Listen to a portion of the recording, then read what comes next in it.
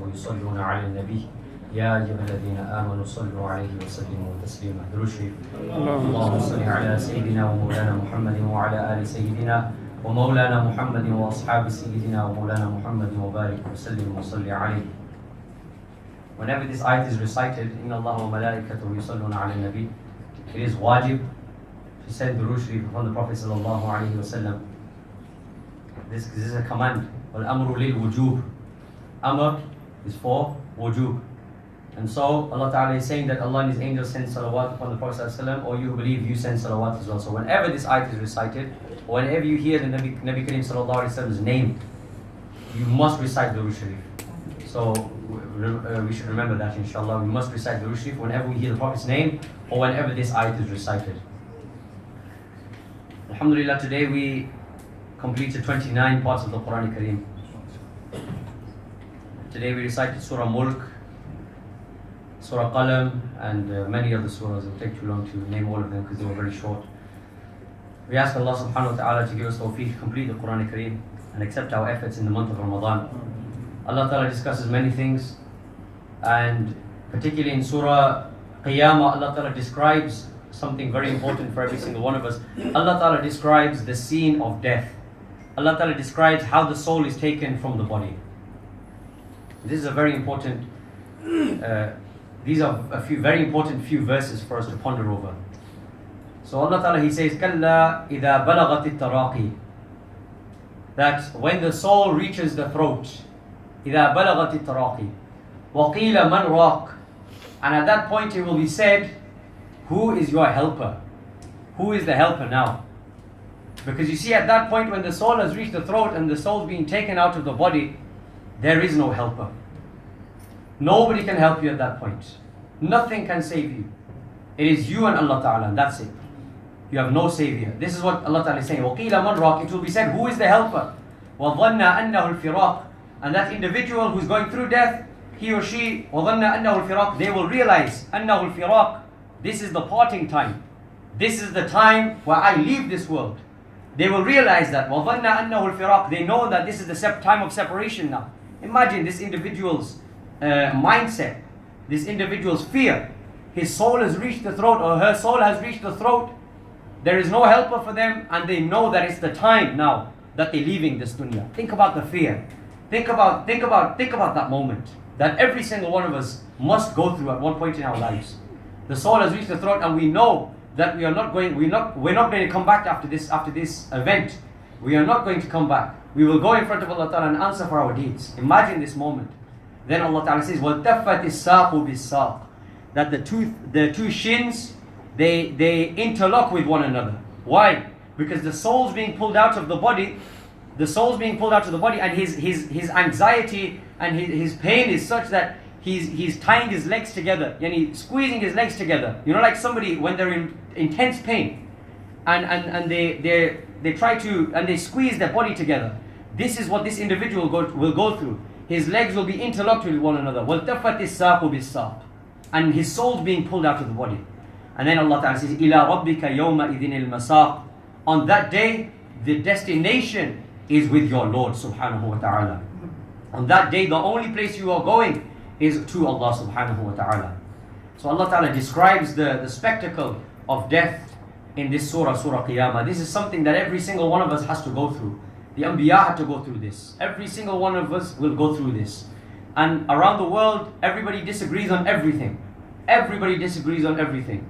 But there's one thing that nobody disagrees on, and that is that one day we will leave this world. Everybody agrees on that. And everybody realizes that. Or they realize when it's too late. But everybody knows this, that we will leave this world, and this world is temporary. Everybody is aware of this. And the soul, it goes on a journey after it is taken from the body. And the Messenger of Allah sallallahu alaihi wasallam, he has told his hadith in Sahih Bukhari.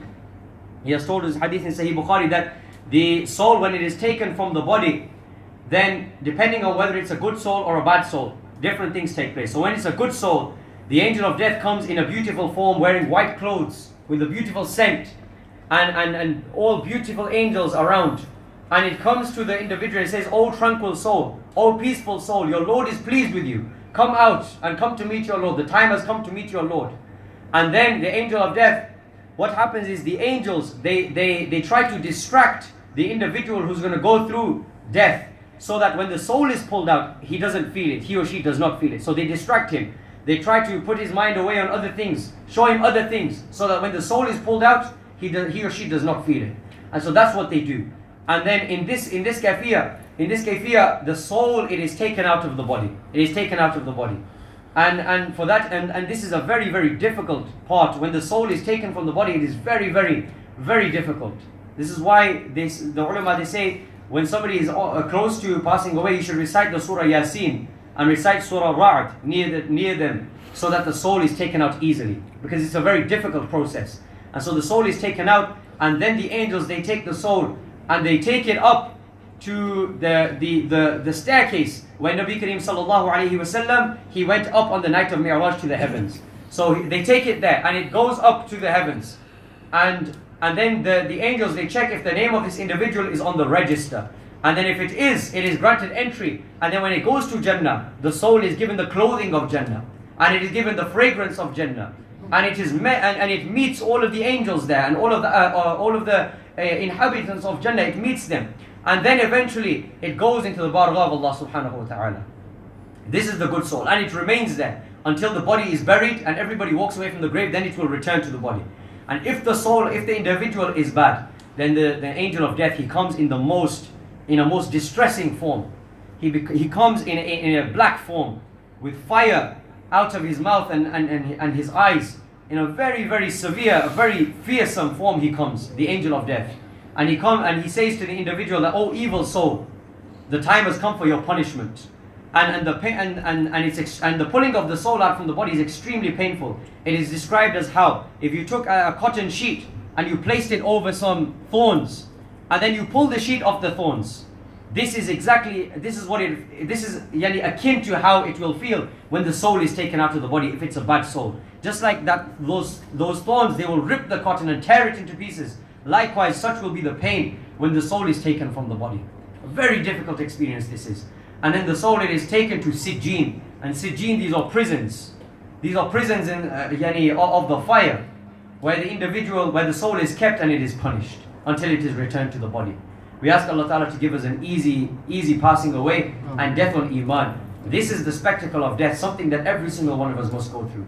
And then when the soul is returned to the body, after the individuals have buried it and left the grave, then the angels come for the questioning, and they ask 3 questions.